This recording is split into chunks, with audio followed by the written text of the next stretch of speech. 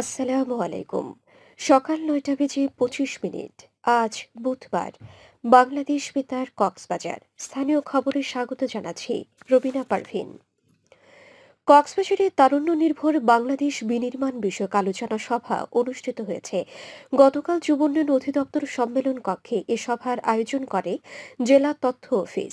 যুব উন্নয়ন অধিদপ্তরের উপপরিচালক মোহাম্মদ মোয়াজ্জেম হোসেনের সভাপতিত্বে এতে প্রধান অতিথি ছিলেন জেলা প্রশাসক মোহাম্মদ সালাউদ্দিন। তিনি বলেন, বিশ্বায়নের যুগে বিশ্বের সাথে তাল মিলিয়ে তরুণরাই আগামী দিনের উন্নত ও সমৃদ্ধ বৈষম্যহীন বাংলাদেশ বিনির্মাণ করবে। এ সময় civil surgeon doctor Asif Ahmed Howlader, জেলা তথ্য অফিসার মোহাম্মদ আব্দুস সাত্তার, বৈষম্য বিরোধী ছাত্র আন্দোলনের প্রতিনিধিবৃন্দ উপস্থিত ছিলেন। এতে তরুণদের ভূমিকা ও গুরুত্ব তুলে ধরে তারুণ্য নির্ভর বাংলাদেশ বিনির্মাণ বিষয়ক ধারণাপত্র উপস্থাপন করা হয়। অনুষ্ঠানে প্রায় ৩ শতাধিক তরুণ তরুণী উপস্থিত ছিলেন। কক্সবাজারে শুরু হয়েছে দুর্যোগে প্রতিবন্ধী ব্যক্তিদের সাথে কার্যকর যোগাযোগ স্থাপন, অনুসন্ধান, উদ্ধার ও নিরাপদ স্থানান্তর বিষয়ক প্রশিক্ষণ কর্মশালা। গতকাল শহরের একটি হোটেলের সম্মেলন কক্ষে যৌথভাবে ৩ দিনের এ প্রশিক্ষণ কর্মশালার আয়োজন করে বাংলাদেশ প্রিপেয়ারনেস পার্টনারশিপ বিপিপি ও national alliance of humanitarian actors Bangladesh NAHAB. কর্মশালায় প্রতিবন্ধিতা, প্রতিবন্ধী ব্যক্তি ও ধরন সম্পর্কে ধারণা, প্রতিবন্ধী ব্যক্তিদের দুর্যোগে ঝুঁকি ও বিপদাপন্ন ইত্যাদি বিষয়ে আলোচনা করা হচ্ছে। দুর্যোগ ব্যবস্থাপনা ও ত্রাণ মন্ত্রণালয়ের বিপিপি মোবিলাইজেশন ডেস্ক পরিচালনায় এবং centre for disability in development CDD এর সহযোগিতায় এ প্রশিক্ষণে জেলা পর্যায়ে বিভিন্ন সরকারি দপ্তরের কর্মকর্তা, ফায়ার সার্ভিস ও সিভিল ডিফেন্স এনজিও প্রতিনিধি, সিপিপি ও সুশীল সমাজের প্রতিনিধিরা অংশ নিচ্ছেন। মহেশখালী উপজেলা ভূমি অফিস ও ইউনিয়ন ভূমি অফিসের মাধ্যমে সরকারি রাজস্ব আদায়ের লক্ষ্যে উপজেলা রাজস্ব সভা অনুষ্ঠিত হয়েছে।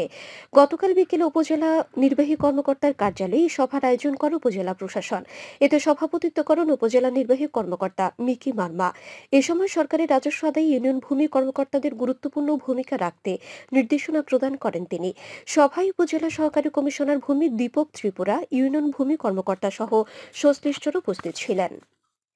টেকনাফে দিন দুপুর অটোরিকশা থামিয়ে অস্ত্রের মুখে অপহরণ করা ২ রোহিঙ্গা মৎস্য ব্যবসায়ীকে উদ্ধার সহ অপহরণকারী চক্রের ৩ সদস্যকে গ্রেফতার করেছে পুলিশ।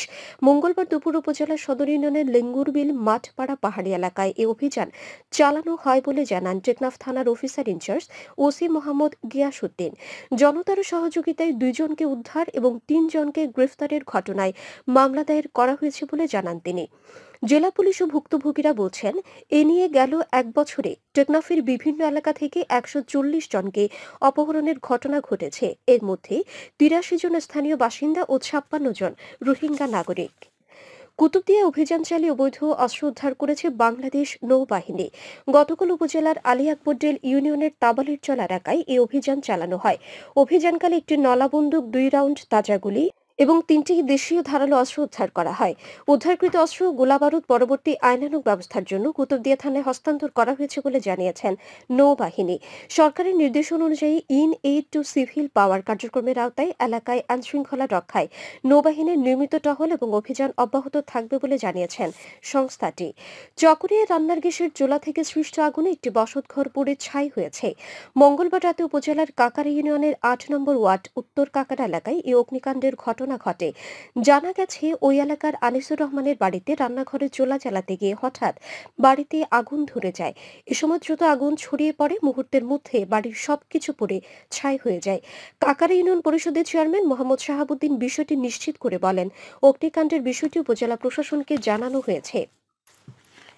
মিয়ানমারের রোহিঙ্গা জনগোষ্ঠীর উপর চালানো হত্যা, নির্যাতন, নিপীড়নের তথ্য অনুসন্ধানের জন্য কক্সবাজারে আশ্রয় নেওয়া রোহিঙ্গাদের সঙ্গে কথা বলেছেন আন্তর্জাতিক অপরাধ আদালত আইসিসির প্রধান কৌশলী করিম খানের নেতৃত্বে একটি প্রতিনিধি দল। মঙ্গলবার কক্সবাজার শহর থেকে উকিয়ার লম্বাশুয়া ক্যাম্প এক আশ্রয় শিবিরে পৌঁছায় তারা। এরপর সেখানকার ক্যাম্পের দায়িত্বপ্রাপ্ত কর্মকর্তার কার্যালয়ে ৪০ জন রোহিঙ্গা নারী পুরুষের সঙ্গে কথা বলে দলটি। শরণার্থী ত্রাণ ও প্রত্যাবাসন কমিশনার মোহাম্মদ মিজানুর রহমান জানান, মিয়ানমারের রাখাইন রাজ্যের বাসিন্দা রোহিঙ্গা জনগোষ্ঠীর উপর উপর চালানো অত্যাচার, নির্যাতন ও নিপীড়নের তথ্য অনুসন্ধানের জন্য আশ্রয় শিবির পরিদর্শনে এসেছেন নেদারল্যান্ডসের হ্যাগ ভিত্তিক আইসিসি প্রধান কৌশলী করিম খানের নেতৃত্বে 16 সদস্যের এ দল। মিজানুর রহমান বলেন, আশ্রয় শিবিরে রোহিঙ্গারা আইসিসি প্রধান কৌশলীকে জানিয়েছেন দ্রুত সময়ে তারা নিজ জন্মভূমি মিয়ানমারে ফিরে যেতে চান। একই সাথে রোহিঙ্গাদের উপর অত্যাচার, নির্যাতন ও নিপীড়নের সাথে জড়িতদের শাস্তির দাবি জানান। বৈঠক শেষে আইসিসি প্রধান কৌশলী করিম খান বিমানযোগে ঢাকার উদ্দেশ্যে রওনা দেবেন। আবহাওয়া এখন জানিয়ে দিচ্ছি বাকখালী নদীর মোহনা ও সকল এলাকার সামুদ্রিক জোয়ার ভাটার সময়সূচি। আজ ভাটা শুরু হয়েছে সকাল 8টা 1 মিনিটে, চলবে দুপুর 2টা 15 মিনিট পর্যন্ত। জোয়ার শুরু হবে দুপুর 2টা 15 মিনিটে, চলবে রাত 8টা 33 মিনিট পর্যন্ত। খবর শেষ হলো। আমাদের পরবর্তী খবর প্রচারিত হবে আজ দুপুর 2টা বেজে 55 মিনিটে।